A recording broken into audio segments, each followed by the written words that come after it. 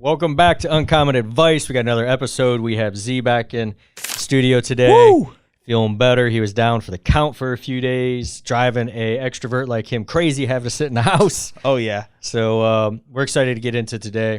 How you feel, man? Oh, I'm feeling a lot better. Just the Rona is still, I guess, out there. And somehow, some way, I ended up catching it. No idea how, because I've asked every single person that I was with if anybody has caught it. Nobody got it but me. So I have no clue how that came apart. But yeah.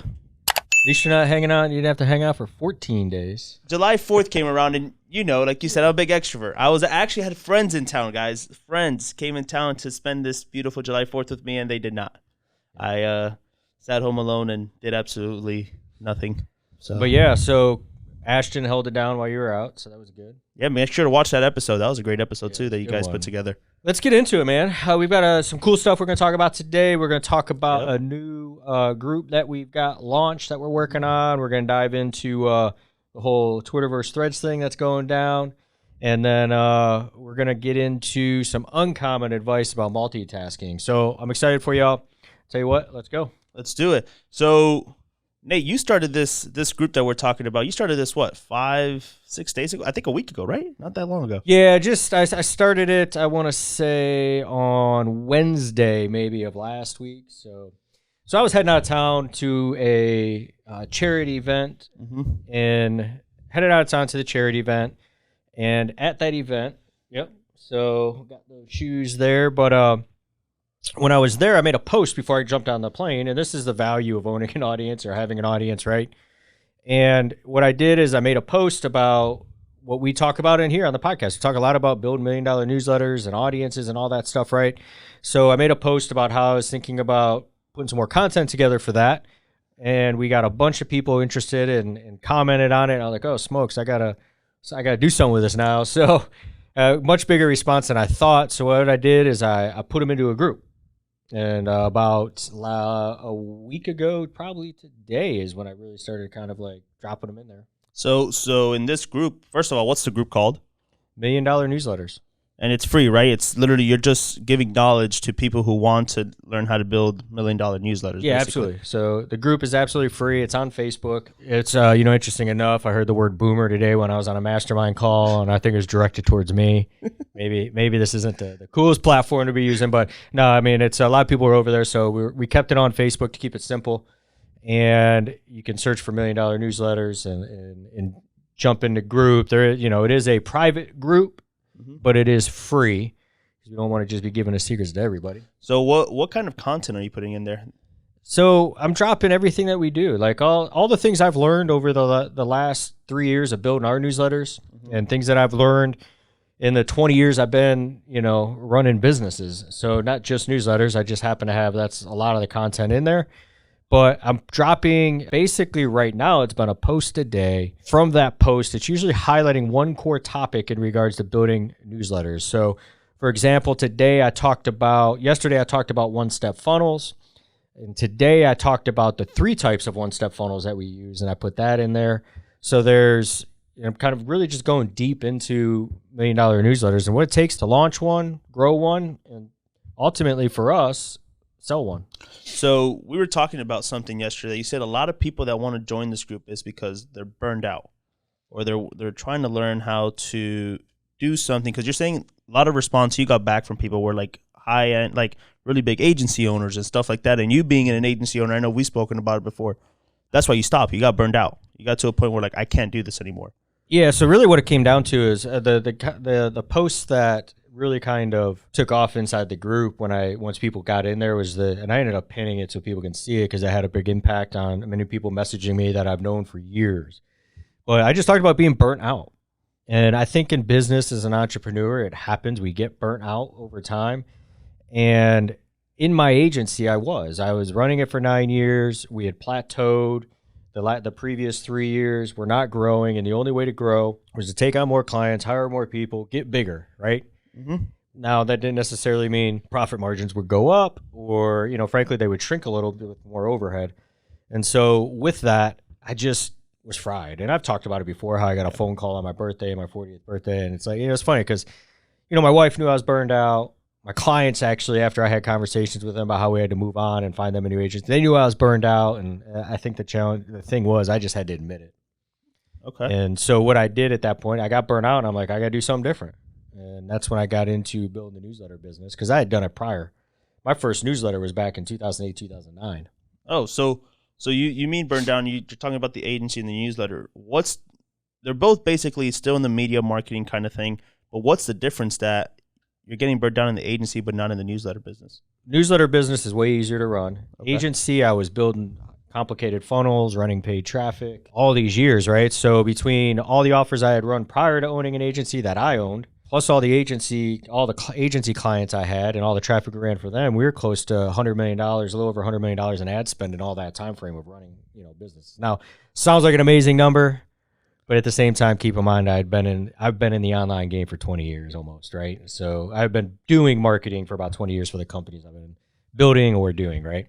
So it is a big number, but at the same time, I think the more, I guess the impressive piece is it's been going on for so long, right? Mm-hmm. So been in the game for a while. It's not kind of flash in the pan stuff. So the difference is the media I had clients I was responsible to, and the results that we got were required for them to, right? So like 1 month we'd be riding high, they'd love us, we'd put some stuff in place, it'd be successful, and then the next month maybe we had a couple tests that didn't win, and we were just another expense at that point. We were the best thing since sliced bread when we were winning, and we were just an expense when we weren't.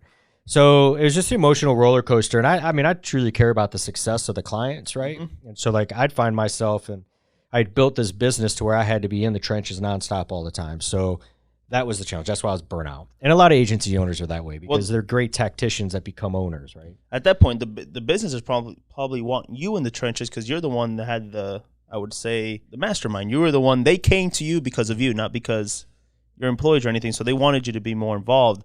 So with this monthly newsletter you're building out, great idea. What's the goal? What is the goal that if someone's joining it, like what's the end goal? Is it going to be a group just on Facebook, or is there more to it? Yeah, I think obviously we've got we have the $1 Million Newsletter group. Mm-hmm. I'm at a point now, and you mentioned the difference between agency and newsletter business. So in the newsletter business, like you and the team do a great job of cranking that out and growing that, and we're kind of the teams there. So I've got some time on my hands, and I know that we can have a positive impact for other people that want to do the same thing, right? And so there's a couple kind of, if I had to give my selfish reasons, right? Yes, it's going to help other people. For one, other business owners actually make more money in their business mm-hmm. because a lot of people aren't doing it properly and or doing it all. Two, it's also going to be done. I'm going to, consulting side, right? So I do have a consulting offer where people can come in and work with me directly to help kind of build out their newsletter. And so we'll see where that grows. That's kind of the start of it now. And then our ultimate goal of the newsletter business, frankly, it's for a roll-up sale. So if we help a bunch of people build a bunch of kick-ass newsletters, they could potentially partake in some of that if it makes sense. You know what I mean? Yeah. So it helps us build a network of other people that are building newsletters, be successful. And then when we are looking to exit one day, potentially be able to wrap them in with us if the deal makes sense.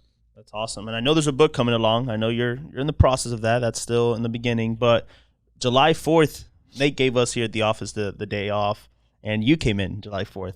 Was that the day that you worked on everything that's on the whiteboard? Oh, yeah. So I think it was, I didn't come in, I was sick, so I didn't actually come in back to the office till Monday. And I walk in, and there's this board in our conference room, and it's just filled with everything about this, on what people are going to get out of it, what kind of content. So that's pretty cool. He's already it's there. Pieces are there, man. We just gotta documenting it all now for everybody. And biggest thing is getting results, right? So, what's the biggest advice you tell anybody that joins your group? Like if they want to take the biggest opportunity, or the most opportunity out of it, what's the advice you would give them? There's a lot of different nuggets in the group, right? Mm-hmm. So each one of those nuggets is going to be beneficial to somebody based on where they're at in their kind of journey with that process, right? But I would say at the end of the day, a lot of people aren't using email anymore, so use it. And because when you use it, tough to guarantee things, but I can tell you if you use it and you use it right, you're going to make more money in your business for hands down, you will. It's worked every time I've used it, right? And many other people I know have used it. So use email. Old shiny objects eventually become new shiny objects, right? Especially in the marketing world. Oh, yeah. Marketing world. So, and email's been around for a long time. So it's not a fad. It's not a tactic that's going to die off. It's here, and companies are using it more and more. And there's definitely a unique way that you got to use it, which we talk about in the group. So absolutely. Yeah, and then the other thing is engagement. And not just liking it, but actually interacting with some of the stuff that you say and other people say, because that can build relationships and that can help you. Like if you put something on your post, right, and someone says, hey, explain this to me. I saw you were talking with someone and you said, hey, I'm going to be posting about this here in the next coming weeks. And you did post it. And then he commented, oh, thank you. Mm-hmm. So it's like engaging when you're not even if it's just you're on Nate's group or not, but any other group, engage with the comments and with the people. And that's going to help build relationships and conversations. Yep. So you're one, as my buddy Mark likes to say, you're one relationship away. There you go. Right. There you go. So you can find them in there. So I think now we're gonna get into the rumble that's been going on here in the last week between Twitter and Thread. So I know you've been on Thread. You actually have a decent following already on Thread, and I know you've been more active. I haven't really done much on Thread. I created an account. So what are your thoughts on Thread? So I don't know that I'm really sold on it yet. I mean, yeah, they were the fastest growing kind of whatever user base, but if you look at it, they're pushing a lot of people from Instagram over. And so the real question will be, what is the adoption rate? How many, everyone's on it because it's new, but how many people come back to it? So be curious to where that falls. I think, there's some simplicity to it. Right now out of the gate, I like Twitter more than I like Threads. Okay. Functionality wise, it's just more mature, right? Mm-hmm. Now, Threads, I feel like it's almost like it was rushed a little bit to just get out the door. Some certain features that just aren't there. So I go on there, I'm kind of playing around a little bit with it, trying things out, but I don't know if it's I don't really know who's going to win the battle, and I don't know if it's about winning a battle. I was watching a thing with Gary Vee talking specifically about this, and what he was saying is it's not or, it's and, right? Social media is about and, not or.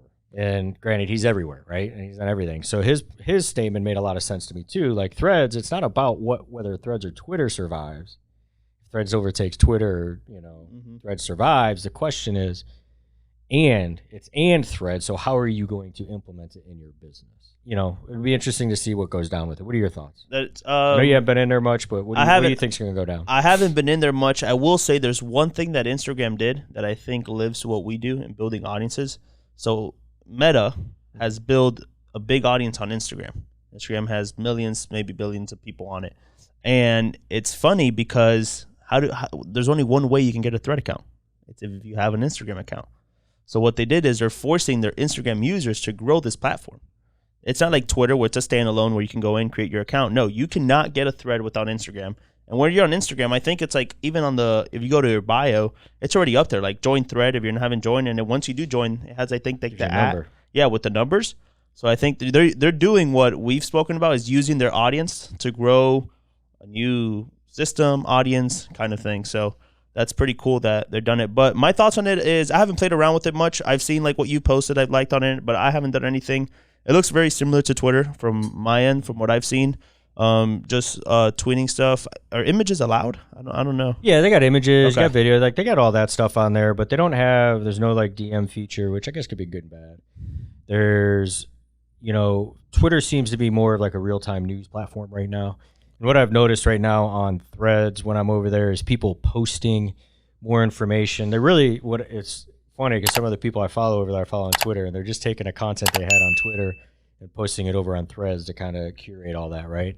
So it is interesting to see that. The question is, will it be around? I don't know. Exactly. Who knows? And maybe it is an or. Mm-hmm. It doesn't. Wasn't the whole thing behind it too with Twitter? Because remember when Elon Musk took over, he fired a bunch of people. I think I read somewhere, or we had a conversation on it, where he brought some of those, Mark Zuckerberg brought some of those people that were fired over to help build this Thread, like developers and stuff. And now they're facing a lawsuit or something. So, yeah, I mean, I know he filed a lawsuit. I mean, it's at this point, who knows what it is between those guys, gamesmanship or business. I don't know, but apparently Zuckerberg, from what I heard, Zuckerberg hired a bunch of hired a bunch of people that were let off by Twitter that were specifically building out Twitter. They were developers for specific pieces of Twitter. He hired them over at Threads. They built and launched and took off, right? So with it, so who knows? I mean, he's talking about trade secrets, all that kind of stuff, and IP. I think is what he's going after on the lawsuit that he posted about. But that's big business, man. Those guys. Absolutely. I don't want to play that game. There was a funny thing about it. It's like Mark Zuckerberg's like growth. He steals like the Facebook development from his buddy when they were like partners, and then Instagram he just buys it out. He didn't build it out, and then and now Threads he just went and hired some people from Twitter that used to work at Twitter to build Threads. He's like, this guy hasn't done anything himself. But hey, he's a good businessman, right? He is where he is today. I mean, he's done a really good job of building not two things, right? Social interactive communities and then an ad platform behind it. So for one, Twitter's ad platform is not very good. So Facebook's is really good. They've done a great job with that. So the question is, what I'm actually curious to see is how do they roll the ad platform over to Threads? So is the plan that you basically now, and so when you're running Facebook ads or on Meta, whatever, I'm calling it Facebook, but even though they changed the Meta, even if you're going to run some ads over there, you can pick what platform. When I'm curious to see, like, are they just going to pop up now? I can run in Threads. Is that going to pop up in there? So if so, and that traffic, I mean, it opens up a whole nother set of traffic source, and their ad platform will 100%. I mean, and what kind of ads are you going to be able to run? It'll be interesting to see, right? So like what types, what style, right? Yeah, so that's going to be interesting. But story, Mark or Elon? Apparently they might fight. Apparently in Italy, they've been training. So who are you taking in this one? Oh man, I don't really know who to take. So I think it's all show. Do you actually think it will happen? Fight. You don't think so? No. I think first of all, if it does happen, only people with a shit ton of money are going to be able to get in. Those tickets are going to be ridiculous. Well, it's almost like this whole Threads and Twitter battle is just to increase pay-per-view tickets, right? Ticket sales. Exactly. Increase the price. They were saying, like, I think Dana White who spoke about it or something, and he was just making a joke. He's like, pay-per-view is going to be easily anywhere between $100 to $500 to be able to watch this fight. Yeah. Imagine paying $500 to watch these two guys who have no idea what to do when they fight. They're over here, but I'd probably take Mark just because I seen he's been training with some of the UFC champions, like Israel Adesanya and Alexander. So, yeah, I mean, he is. Who knows what Elon is doing, or if he trains behind the scenes. Maybe he trains and doesn't talk about it. So who knows? You could be that sleeper. But Zuck definitely a couple years ago came out and was like trying to like build more of a likable character for himself, right? Like more of a likable personality. So he started posting more about that stuff, and that's when the fighting thing, the jiu-jitsu, and all that started happening. Now, I don't know that he chose jiu-jitsu just to make people like him, but I think it was also these, there's a little bit of PR that goes into some of that stuff. Correct. Right? Correct. No, it'll be interesting. Elon might come out with some like Tesla robotic fighter or something where he's like backstage at this robot fighting for him or something. You never know with these guys, but Twitter Thread. We'll see how that plans out here in the future. Right now, the hype is Thread because like you said, it's a new thing. It's a new thing, so we'll see how long it lasts. Which everything I think that Meta has done, like you said, Facebook with their Instagram, they've done a good job developing and continue to stay up with the times. Like Facebook has been around forever, but people still don't fall off. Like MySpace. MySpace was on for a while, but not a lot of people really. Were you even around when MySpace was around? Listen, I had a MySpace. Were you even around? I remember you could pick your music to put on your profile. I had an account of MySpace. Was it? Who sent you your first message? My first message? I actually don't even remember. Who was your first friend? Oh, my first friend? I think my first friend was my cousin. There's no way. See, come on, it was Tom. Tom at MySpace. I don't remember that part. Tom. He was everyone's first friend on MySpace. No, but I had a MySpace, and I remember that you could pick your music and all that. Yeah. But MySpace fell off. And I feel like another one's fallen off. I haven't heard about it. I haven't even been on the line. It's like a Snapchat. Snapchat, I remember it used to be like the greatest and best thing in the world. And I feel like Snapchat's fallen off a little bit too. I don't know. It'll be interesting because I did a poll recently because Clubhouse was huge a couple years ago when they launched, and it was real big. Everybody's doing it, like getting on there. And I think Threads has more staying power than Clubhouse has. And Clubhouse kind of, everybody was doing it. Is that they launched at the right time in 2020 when everybody was like in home trying to just communicate. So I don't Clubhouse kind of died off. I don't know where it's at now. Definitely don't see a lot of people like pushing it like they were. I think Threads has a little bit more staying power. Mm-hmm. Yeah, I think, and it will. I mean, when you have like the name behind you of Meta with the Facebook and Instagram, you have a lot of support. So I don't think it's gonna, like you said, I don't think it's gonna end up going anywhere. But hey, well, I guess time will tell, right? Yeah. So let's jump in, man. We got uncommon advice, and I want to talk about the false beliefs that people have around multitasking. Well, I'm gonna ask you right off the bat. Do you think multitasking is something that is good, or do you see it as a bad thing? So multitasking is one of those things where a lot of people do it. We get sucked into doing it, and we're doing one thing, then we do another thing. Correct. The biggest challenge with multitasking is that very few things get complete. So instead of bragging about being a great multitasker, talking about how you're great at multitasking, or even if anyone's watching this and they're applying for jobs, don't tell someone you're great at multitasking. Right. So like if you're an entrepreneur, you're a business owner, you're someone who wants to work with a small business and an entrepreneur, stop telling them you're great at multitasking. Start telling them and get really, really good at completion.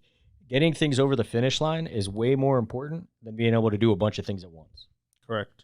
So even if you take one thing on, if you got your list, you got 5 things and you're working on 5 things to get them done. You're constantly bouncing back and forth. You're wasting time because turning one project to move to the next, it's one thing. So when you get into something, complete it.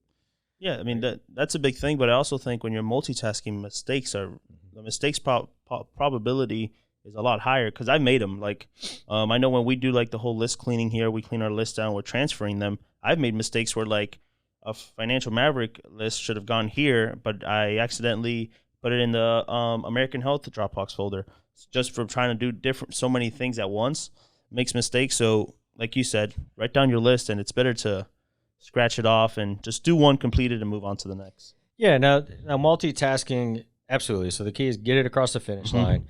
But one thing is focusing in on that task for that moment. Now there's times when a project comes in, right, or something you're working on, and you get it all the way to the point that you can't do anything else until you get information from someone else or you get feedback from somebody, right? It usually gets to the point where you've moved that ball as far as you can down the road, rolled it as far as you could, and then you have to hand it off to somebody else to do a piece, or you're waiting on someone else to get back to you, right? And then move on to the next task.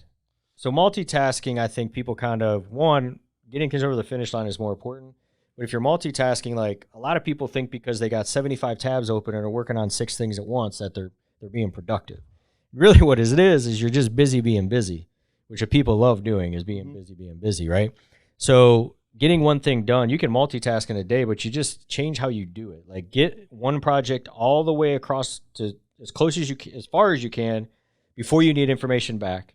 Then and move on to the next project, get that all the way over to where you need it. And then as soon as you get that information back from somebody else, then you push the other ball all the way across the finish line, right? What happens is we get all these things going on, and then we don't do any of them, and they never get across the finish line. So I disagree with multitasking. Really? Okay. So what would you say, because you've probably done it, everybody's done the multitasking. What would you say is the biggest mistake you've made when multitasking? The biggest mistake I made on multitasking is just that. I don't get things across the finish line when they need to be. So you basically you're doing so many things that you half-ass. Balls get dropped, things don't get across the finish line, right? So that's the results that most people get. Which especially in an environment like us in the office where we're working on a bunch of different brands, audiences, different projects. You got just examples of Ash running with Google, the Google AdSense. He's doing this. It's like when you're multitasking, some, like you said, stuff start falling through the crack, and then even you forget them. You even forget about them. Yeah, you got to compartmentalize, right? And time blocks is probably a much better way of getting things done than multitasking. Yeah, you see, I had a big issue multitasking, especially when I was in school. I would say I'm a bit ADHD. Like I'm like the kind of person like I'm working on something, I've gotten better. But in school, I remember I'd be doing like math. I'd be doing like math or like reading or something, and I'd be like, all right, no, let's jump to the next one. And I literally will have the tab open, like you said. You'll have all these tabs open up top, and then I would come, and then I get into a freeze when I start multitasking a lot. That I get frustrated, I get into a freeze. Like now I can't do anything. Now it's pointless. So I've run into that situation before. I don't know if you've ever got into that. I've gotten there, and that happens to a lot of people, right? So they got so many things going on. Then your mind ends up going, well, what do I do? And then 3 hours pass, and you're like, what the hell did I do today? I got nothing done, right? Because you freeze and don't get things done at all. Right? Correct. So then you find yourself like clicking every 70, all the tabs that you got open, and well, I'll do this and I'll do this, and I bounce around and find yourself bouncing back and forth, and then nothing ever gets done. And you've told me before, when that happens, accomplish something very small, and that can be reading your emails, opening your emails, just something to get you back going. And those kind of advices have helped definitely with the multitasking side of things for me. Well, that's it, man. I think that's it. Short and awesome. sweet. Short and sweet. Short and sweet. Awesome, man. Hey, guys, remember, like, subscribe. We have our bros code, gentleman's code. Here, we don't, like I said, nobody pays us. Nobody does this. This is just to give information out to people to help you guys out. So like, subscribe, and send it to your buddy. Maybe he needs some help with how to multitask or not multitask. I don't know. Till next time. See you guys.